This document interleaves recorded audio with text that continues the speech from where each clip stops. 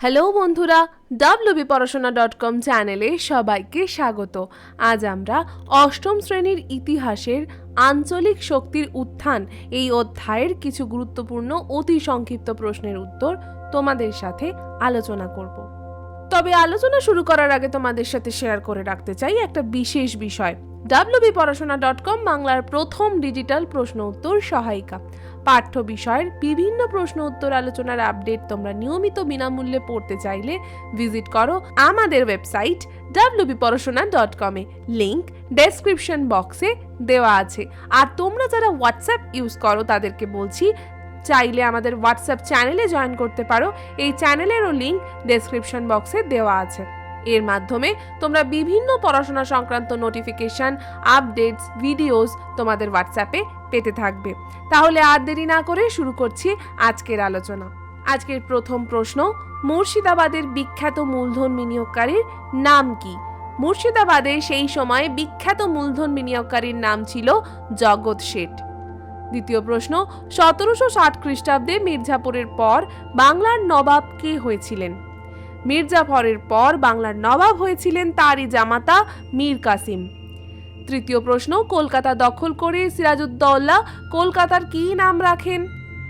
সিরাজউদ্দৌলা কলকাতার নাম রেখেছিলেন আলীনগর। চতুর্থ প্রশ্ন, বাংলার দ্বৈত শাসন কে প্রবর্তন করেন?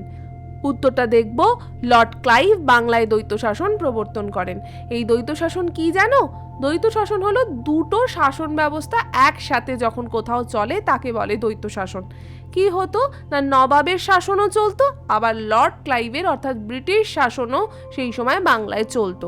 নবাবের হাতে ছিল না কোনো ক্ষমতা, কিন্তু তার ওপর দায়িত্ব ছিল মানুষের সকলের সবার জন্য কাজ করার, কিন্তু তার হাতে কোনো ক্ষমতাই নেই। সম্পূর্ণ ক্ষমতা চলে গিয়েছিল ব্রিটিশের হাতে, অর্থাৎ ব্রিটিশরা নিজেদের ইচ্ছা মতো তারা ক্ষমতাকে কক্ষিগত করে রেখেছিল, কিন্তু ব্রিটিশদের কোনো দায়িত্ব ছিল না বাংলার মানুষের জন্য।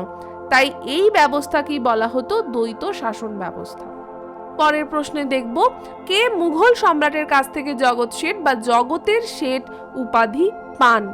ফতেহ চাঁদ মুঘল সম্রাটের কাছ থেকে জগৎ শেঠ বা জগতের শেঠ উপাধি পান। তিনি ছিলেন সেই সময়কার একজন বিখ্যাত ধনী ব্যবসায়ী। ষষ্ঠ প্রশ্ন, বর্গীরা কার আমলে বাংলা আক্রমণ করেছিল? উত্তর, বর্গীরা আলীবর্দী খানের আমলে বাংলা আক্রমণ করেছিল। সপ্তম প্রশ্ন, বুরহান উল মুলক কার উপাধি?